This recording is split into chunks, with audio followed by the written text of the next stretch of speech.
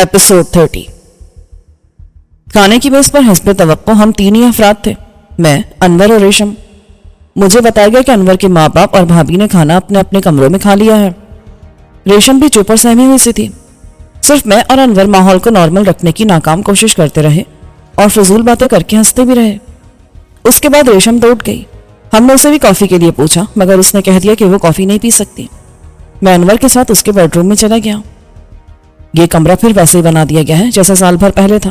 कुछ चीजें नहीं है, मसलन ये सोफा। मैंने कहा, अनवर, मुझे सुबह बिल्कुल अंदाजा नहीं था कि यह खेल इतना खतरनाक हो जाएगा। सियासत यही होती है दोस्त। तुम तो पाकिस्तान की निस्फ सदी की तारीख के चश्मदीद गवाह हो। हाँ, मगर तमाशा देखना और तमाशा बनना या तमाशा करना सब अलग अलग बातें हैं। टेक इट इजी यार, नो रिस्क नो गेम। किस्मत पर भरोसा रखो। गैब का इल्म किसी को भी नहीं हो सकता, चनाचे हाल से निपटो। तुम तो खतरात के चैंपियन बन चुके हो। हाँ, मगर अपने इरादे से नहीं, दूसरों की मर्जी से। खुद मुझसे पूछो तो मुझे सिर्फ एक पुरसकून जिंदगी के सिवा कुछ नहीं चाहिए। जो तकदीर में होगा कोशिश से जरूर मिलेगा। ये तो सब चाहते हैं, मगर तकदीर से आगे कुछ भी अपने इख्तियार में नहीं होता। रात 10 बजे जब मैं सोने के लिए निकला तो हवेली पर हो का आलम तारी था। यहाँ लोग इशा के बाद खाना खा के सो जाने के आदी थे। गांव की तरफ से भी सिर्फ कुत्तों के भौंकने की आवाजें सुनाई दे रही थी। बहुत दूर गीदड़ चिल्ला रहे थे। मुझे एक आसिफ ज़दा रात लगी। ना जाने शहर होने तक और क्या होगा जो मेरे गुमान में नहीं। मालूम नहीं क्या वक्त हुआ था जब किसी ने मेरे दरवाजे पर उंगली से दस्तक दी। खौफ और वसवसों ने मुझे इस तरह अपने शिकंजे में लिया हुआ था कि मुझे ये खफीफ सी आवाज भी गोलियों के फायर जैसी लगी और मैं एकदम उठ बैठा। मुझे अपनी बुज़दिली पर बहुत शर्म आई। मैंने अपना रिवॉल्वर निकाला और दरवाजे के करीब जाकर पूछा, कौन है? यार मैं हूं, दरवाजा खोलो। अनवर अली की आवाज आई। मैंने दरवाजा खोला लेकिन लाइट नहीं जलाई। मैं जाग ही रहा था। वक्त क्या हुआ है? 12:30। कम ऑन, हमें 2 घंटे में वापस भी आना है। तुम तैयार हो ना? तैयारी क्या करनी थी मुझे? मैं उसके पीछे चल पड़ा। गार्ड उस वक्त भी किसी बुत की तरह साकित खड़ा था। हम बरामदे के आखिर तक दबे पांव गए। फिर उसने कोने में नसब दरवाजे को खोला और मैंने खुद को उस मुरब्बा अहाते के बाहर देखा जिसमें सामने मेहमान खाना था। दाएं बाएं फैमिली की रिहाइशगाह फैली हुई थी और सामने का हिस्सा नौकरों के लिए और किचन स्टोर वगैरह पर मुश्तमिल था। हम पिछली तरफ के कमरों की दीवार के साथ चलते हुए आखिरी कोने तक पहुंचे। मेरे बाएं हाथ पर एक बाग के सायादार दरख्त और सब्जियों के पौधे थे। आखिरी किनारे पर एक और दरवाजा आ गया। अनवर ने उसका कुफल खोला। वो शायद जंगालूद था। मैंने रात को देखा जो चांद के बगैर सिर्फ सितारों से सजी थी। नीचे लंबे तारकोल की स्याह सड़क पर एक कतार में 3 गाड़ियां खड़ी नजर आईं। उनमें आखिरी हाइलक्स वैगन थी। उसके आगे 2 कारें खड़ी थी, एक स्याह और एक सफेद नए मॉडल की करोला। अनवर की आवाज ने मुझे चौंकाया। चलो यार, क्या देख रहे हो? जरा संभल के। कोई जवाब दिए बगैर मैं उसके पीछे चल पड़ा। उसके हाथ में एक टॉर्च थी जिसकी रोशनी का दायरा अनवर के कदमों तक महदूद था। उन रास्तों का चक्कर मेरी समझ में नहीं आया था क्योंकि मैं पहले किसी और तरफ से नीचे गया था और ऊपर भी वहीं से चढ़ा था। चंद कदम चल के अनवर ने फिर एक दरवाजा खोला और हम एक स्टोर से गुजरे। फिर वो तहखाना आ गया जिसमें मुझे डाला गया था। अनवर ने एक स्विच दबाया, फिर दूसरा। लाइट नहीं है यहाँ, पहले थी, अब नहीं है। वो तो दूसरी तरफ है। रास्ता तुम बना चुके थे। उसने नीचे झुक के आरसी तौर पर फिक्स किए जाने वाले तख्ते को लात मार के दूसरी तरफ गिराया। अकबर अली की पुरवहशत आवाज सुनाई दी, कौन है? फिर उसने लाइट जला दी। तुम? अनवर ने कहा, हाँ छोटे भाई। मैंने सोचा देख लो तुम्हें इस बेडरूम में कोई तकलीफ तो नहीं। इसे बेडरूम कहते हो तुम? वो चिल्लाने लगा। तुम क्या कहते थे? मेरी आखिरी आराम का? तुमने तो कभी नहीं देखा खुदा के कि बड़ा भाई किस हाल में है। मगर देखो, मुझे कितनी फिक्र थी तुम्हारे आराम की। आधी रात को उठ के पूछने आया हूं। अकबर खौफजदा हो गया। तुम्हारा इरादा कुछ और है। तुम मुझे मारने आए हो? बहुत ज़हीन हो तुम यार। अनवर ने रिवॉल्वर निकाला। सच बात यह है कि तुम्हारी तकलीफ का जितना ख्याल था मुझे, उससे ज्यादा अपनी तकलीफ का था। तुम्हें जिंदा रखना और कैद में तुम्हारा ख्याल भी रखना, यह बहुत मुश्किल था। कितनी जहनी अजियत होगी तुम्हारे लिए जिंदा रहने में भी। गुजरा हुआ वक्त तो खैर सबको याद आता है, मगर तुम्हें ज्यादा अफसोस होगा उस गलती का जो तुमसे अनजाने में हो गई। और तुमने सोचा होगा माँ की कस्मों पर तुम बिला वजह जज्बाती हुए। खत्म करते मेरा किस्सा तो माँ क्या करती? रोती धोती, तुम्हें गालियां कोसने देती, मगर फिर सब्र कर लेती। صبر کے سوا کیا چاہ رہا تھا اس کے پاس؟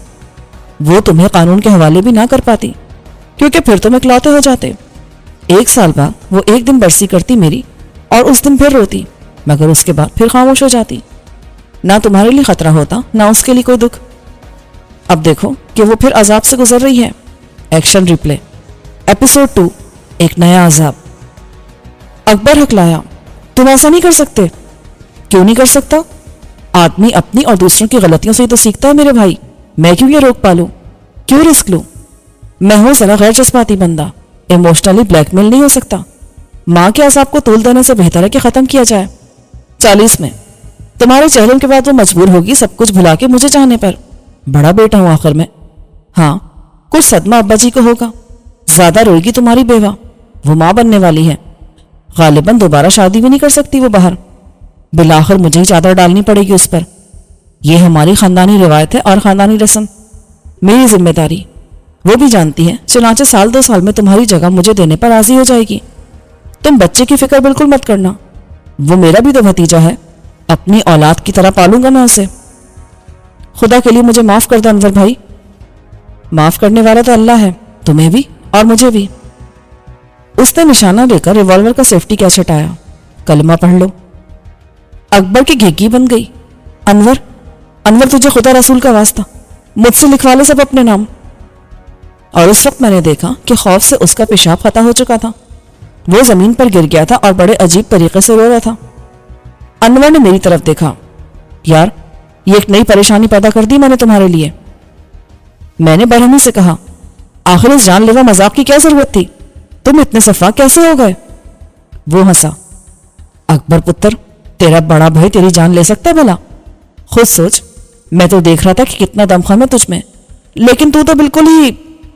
چل اٹھ، تجھے ہمارے ساتھ چلنا ہے۔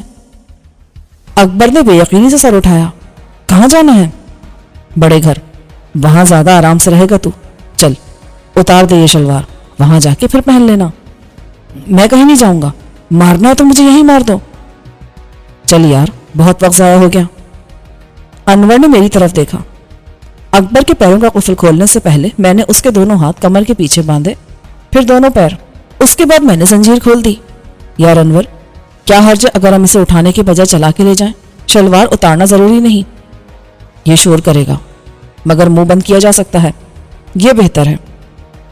اکبر نے مزاحمت ضرور کی، مگر میں نے اس کے منہ میں تکیے کا غلاف ٹھونس دیا۔ پھر میں نے اسے پیچھے سے دھکیلا۔ چلو، اس نے پھر کہا۔ میں نہیں جاؤں گا، مگر میرے ایک دھکے سے آگے چل پڑا۔ اسے بار بار پیچھے سے دھکیلنا ایک مجبوری تھی۔ ہم اسی طرح اوپر آئے جیسے پہلے آئے تھے۔ انور نے اوپر والا دروازہ لاک کیا اور ہم اپنے قیدی کے ساتھ آخر میں کھڑی ہائی لکس ویگن کی طرف بڑھتے گئے۔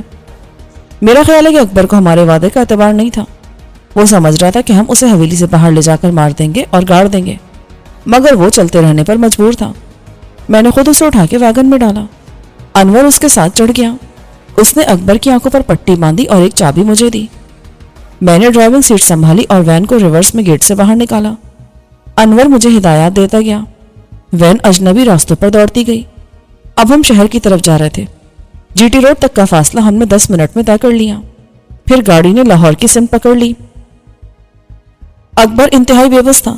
وہ حلق سے آواز بھی نہیں نکال سکتا تھا، اور گاڑی میں بٹھانے کے بعد انور نے میری مدد سے اس کے ہاتھ کھول دیے تھے، مگر پاؤں باندھ دیے تھے۔ چنانچہ وہ چلتی گاڑی کا دروازہ کھول کے باہر چھلانگ مارنے کا ایڈونچر بھی نہیں کر سکتا تھا۔ اس کی آنکھوں میں خوف اور بے یقینی تھی۔ صرف آدھے گھنٹے بعد انور علی کی ہدایات کے مطابق گاڑی لاہور کے مضافات میں ملتان روڈ کے ایک نوآباد علاقے کی کوٹھی کے سامنے رک گئی۔ ارد گرد کے بیشتر مکانات میں صرف گیٹ لائٹس روشن تھیں۔ یہاں بھی سڑکوں پر اسٹریٹ لائٹس نصب نہیں ہوئی تھیں۔ سڑکوں کی حالت بھی ابتر تھی۔ نئی آبادیاں لاہور میں ہر طرف بن رہی تھیں اور یہاں ترقیاتی کام کی رفتار بھی تعمیرات کے مطابق تھی۔ یہاں ابھی مجھے چھوٹے گھر دکھائی نہیں دے رہے تھے۔ 10 مرلے کے مکان بھی کم تھے۔ زیادہ تر کوٹھیاں 1، 2 اور 4 کنال کی تھیں۔ 2 گھروں کے باہر گارڈز بھی سونے والوں کی حفاظت کے لیے جاگ رہے تھے۔ جس کوٹھی کے دروازے پر گاڑی روکی گئی وہ میرے اندازے کے مطابق 1 کنال پر محیط تھی اور مکمل تاریکی میں ڈوبی ہوئی تھی۔ انور نے مجھے ایک چابی تھمائی اور میں گیٹ کو پورا کھول کے گاڑی کو اندر لے گیا۔ ہیڈ لائٹس کو آف کرنے سے پہلے میں نے ویران برآمدے کا جائزہ لیا، جس میں نہ جانے کب سے 4 کرسیاں پڑی تھیں۔ برآمدے میں 2 دروازے کھلتے تھے۔ اس کے سامنے سوکھی ہوئی گھاس اور خشک پودے تھے۔ صاف ظاہر تھا کہ اس گھر کو عرصہ دراز سے مکین میسر نہیں آئے۔ میں نے برآمدے کے سوئچ بورڈ کا ایک بٹن دبایا تو اوپر ایک گول ٹیوب لائٹ روشن ہو گئی۔ چابیوں میں سے ایک سے دروازے کا لاک کھول دیا اور میں نے ہیڈ لائٹس کے دھندلے سے اجالے میں سوئچ بورڈ تلاش کیا۔ لائٹ جلاتے مجھے اندازہ ہو گیا کہ وہ ڈرائنگ روم تھا۔ اب میں نے قیدی کو اندر منتقل کرنے میں انور علی کی مدد کی اور گاڑی کی لائٹس آف کر کے باہر والا گیٹ بھی بند کر دیا۔ انور نے بھائی کی آنکھوں پر بندھی ہوئی پٹی کھولی اور اس کے منہ میں ٹھسا ہوا کپڑا بھی نکال دیا۔ وہ کچھ دیر لمبی لمبی سانسیں لیتا رہا اور بے بسی سے کبھی گرد و پیش کو اور کبھی ہماری شکلوں کو دیکھتا رہا۔ یہ کیا جگہ ہے؟ اب تم یہاں رہو گے؟ انور نے اسے یوں مطلع کیا جیسے یہ اچھی خبر ہو۔ تمہیں تکلیف کوئی نہیں ہوگی یہاں، مگر ایک بات تم ابھی سمجھ لو تو زندہ رہ سکتے ہو۔ کبھی فرار کی مت سوچنا اور نہ باہر سے مدد مانگنے کا خیال دل میں لانا، ورنہ مارے جاؤ گے۔ کیا میں اپنی فیملی سے بھی نہیں مل سکتا؟ اس کا انحصار تمہارے رویے پر ہے۔ ہم 1 سال بعد فیصلہ کریں گے۔ 1 سال بعد؟ وہ فریادی لہجے میں چلایا۔ گھر کے لوگوں کو میں سمجھا دوں گا، اگر وہ تمہاری زندگی اور سلامتی چاہتے ہیں تو اس فیصلے کو بھی اسی طرح خاموشی سے قبول کر لیں گے جیسے انہوں نے میری اسیری کو قبول کیا تھا۔ ماں سے اور ابا جی سے یا تمہاری بیوی سے تمہاری فون پر بات کرا دی جائے گی مناسب وقت پر۔ اگر کسی نے میرے خلاف منہ کھولا تو وہ تمہارے ساتھ دشمنی کرے گا۔ میری پوزیشن اتنی محفوظ ہے جتنی تمہاری تھی۔ مجھے واپس جانا ہے۔ اب تم اس کے قیدی ہو جو پہلے تمہارا قیدی تھا۔ انور نے اندر کے تالے کھولے۔ ایک سے دوسرے کمرے میں جاتے ہوئے اکبر علی کے پیچھے میں چلتا گیا۔ یہ 3 بیڈ روم کی کوٹھی تھی جس میں اسباب آرائش نہ ہونے کے برابر تھا، لیکن ضرورت کے مطابق فرنیچر ہر کمرے میں ڈال دیا گیا تھا۔ عرصہ دراز سے صفائی نہ ہونے کے باعث گرد کی تہ ہر چیز پر نظر آ رہی تھی، تاہم ایک نظر دیکھنے سے یہ اندازہ ہو جاتا تھا کہ فرنیچر بیش قیمت ہے۔ ایسا لگتا تھا جیسے یہ کسی فیملی کی رہائش گاہ نہیں تھی بلکہ مہمان خانے یا عشرت کدے کے طور پر استعمال ہوتی تھی۔ اس کی تصدیق بہت سی چیزوں سے ہوئی۔ ہر ایشٹرے میں سگریٹوں کے ٹوٹے بھرے ہوئے تھے۔ ایک ڈبیا سے مجھے اندازہ ہوا کہ ٹوٹے بھی بیش قیمت سگریٹوں کے ہوں گے۔ پھر مجھے ایک ٹیبل پر شراب کی آدھی بوتل اور 2 جام نظر آئے۔ دوسرے کمرے میں بیڈ پر کسی خاتون کا لباس پڑا تھا اور قالین پر جوتے جیسے پھینک دیے گئے تھے۔ اکبر کو ہم نے کیسے کمرے میں بند کر دیا جس کا واحد دروازہ دوسرے بیڈ روم میں کھلتا تھا۔ اس کی کھڑکی میں مضبوط گرل تھی اور یہ عقبی حصے کی گیلری میں کھلتی تھی مگر اندر کی جانب۔ یہ ہے تمہارا ٹھکانہ۔ جیل کی ایک کلاس بھی ایسی نہیں ہوتی۔ جہاں تم نے مجھے رکھا تھا وہ تو تم نے مجھے اذیت دینے کے لیے منتخب کی تھی جگہ۔ یہ صرف قید ہے، میں تمہیں زہر بھی نہیں دوں گا۔ اکبر دونوں ہاتھوں میں چہرہ چھپا کر رونے لگا۔ تم بدلہ لے رہے ہو؟ انور نے تلخی سے کہا۔ جرم کرنے والے کو سزا ہو تو اسے شکایت نہیں کرنی چاہیے۔ دروازے کو لاک کرنے کے بعد انور نے میرے ساتھ کچن کو دیکھا۔ میرا خیال ہے اس میں سب کچھ ہوگا، نہ ہو تو لے آنا۔ قید تنہائی تو یہ میرے لیے بھی ہے، میں نے کہا۔ یہ کھیل کا ایک حصہ ہے، ریشم کی اور تمہاری سلامتی بھی اسی میں ہے۔ میں سمجھتا ہوں کہ یہ 3-4 دن کی آزمائش ہوگی، لیکن زیادہ سے زیادہ 1 ہفتہ۔ ٹی وی ہے یہاں، چھت پر ڈش اینٹینا لگا ہے، کل میں کسی کو صفائی کے لیے بھیج دوں گا۔ تمہارے کچن کا مسئلہ بھی حل ہو جائے گا۔ موقع ملا تو میں بھی چکر لگاؤں گا۔ میں اسے رخصت کرنے کے لیے دروازے تک گیا۔ دیکھو، تم ایک بہت خطرناک کھیل شروع کر چکے ہو، تم اس میں ہار افورڈ نہیں کر سکتے۔ مجھے اندازہ ہے، لیکن دوست ایسا ہمیشہ نہیں رہے گا۔ یہ اقتدار قائم کرنے کا مرحلہ ہے، اس کے لیے مجھے روایتی جاگیرداروں کا کردار بھی ادا کرنا پڑ رہا ہے۔ میں سنگ دل اور شفاق نہ بنوں تو میری چلے گی نہیں۔ میرے لیے ان رشتوں کو بے توقیر کرنا بھی ایک کٹھن آزمائش ہے۔ ماں کے آنسو مجھ سے برداشت نہیں ہوتے، باپ کی غلطی کو معاف نہ کرنا میرے لیے آسان نہیں۔ اور تم کیا سمجھتے ہو اس چھوٹے بھائی کو اسی طرح اپنی راہ سے ہٹا سکتا ہوں کہ جیسے اورنگزیب نے ہٹایا تھا، اور باپ کو شاہجہان کی طرح قید کر سکتا ہوں؟ اسے سلطنت عزیز ہوگی، اس جاگیر کی محبت میرے دل میں خون کے رشتوں سے زیادہ ہرگز نہیں۔ پھر کیوں کرو تم یہ سب کچھ؟ ایک، اپنا باعزت زندگی کا حق حاصل کرنے کے لیے، اور دوسرا ان کو احساس دلانے کے لیے کہ دنیا میں ہی مکافات عمل ہے۔ یہ ہو سکتا ہے کہ آپ دوسروں کے لیے قبر کھو دیں تو خود آپ اس میں دفن کر دیے جائیں۔ اچھا، اللہ حافظ۔ وہ گاڑی چلا کے باہر لے گیا اور میں نے گیٹ بند کر کے اس کمرے کا رخ کیا جو اب میرا بیڈ روم تھا۔ ساتھ والے کمرے میں اکبر تھا اور اس کمرے کا دروازہ میرے کمرے میں کھلتا تھا۔ چنانچہ یہ ناممکن تھا کہ مجھے پتہ نہ چلے اور وہ تالا کھول کے یا دروازہ توڑ کے فرار ہو جائے۔ میرے کمرے میں بھی بیڈ پر گرد آلود چادر تھی۔ میں نے اسے جھاڑا تو گرد اڑی۔ تکیہ جھاڑ کے میں لیٹ گیا۔ ابھی نیند آنے کا کوئی امکان نہ تھا۔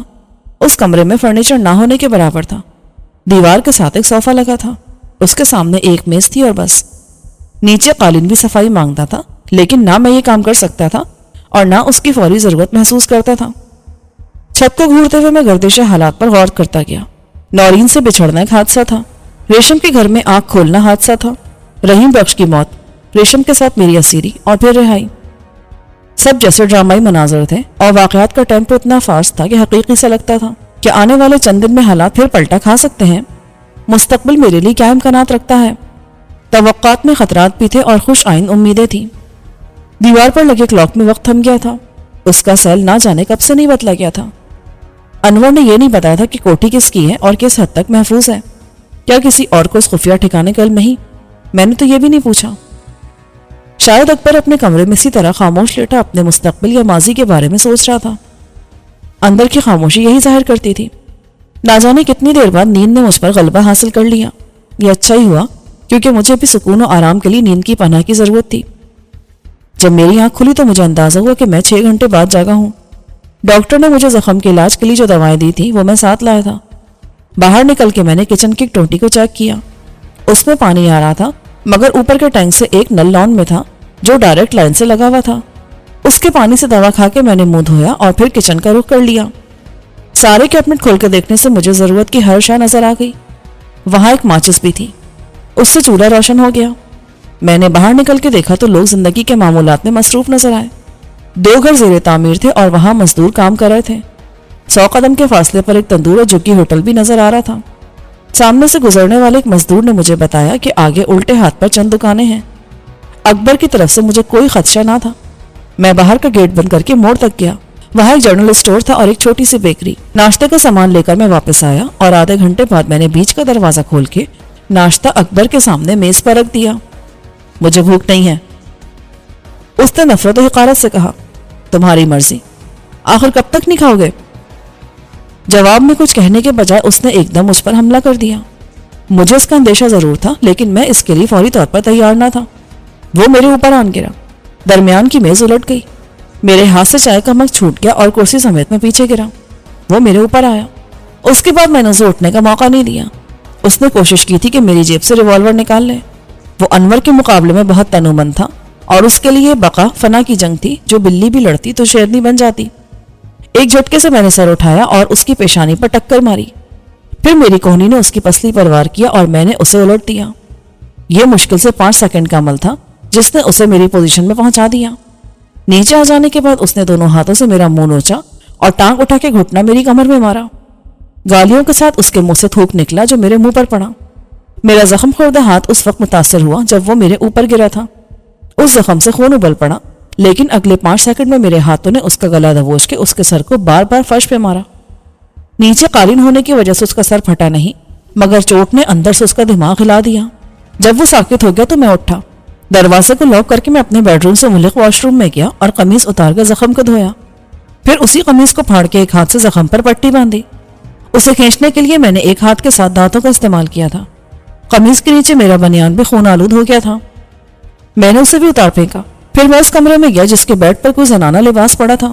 مجھے خیال آیا کہ شاید کسی کمرے کی الماری میں کوئی مردانہ کپڑوں کا جوڑا بھی مل جائے۔ میرا خیال ٹھیک تھا، اس کمرے کی وارڈروب میں ایک دھلا دھلایا استری شدہ شلوار قمیص کا جوڑا موجود تھا۔ بعد میں مجھے اس کے باتھ روم میں بھی ایک جوڑا ملا جو استعمال شدہ تھا۔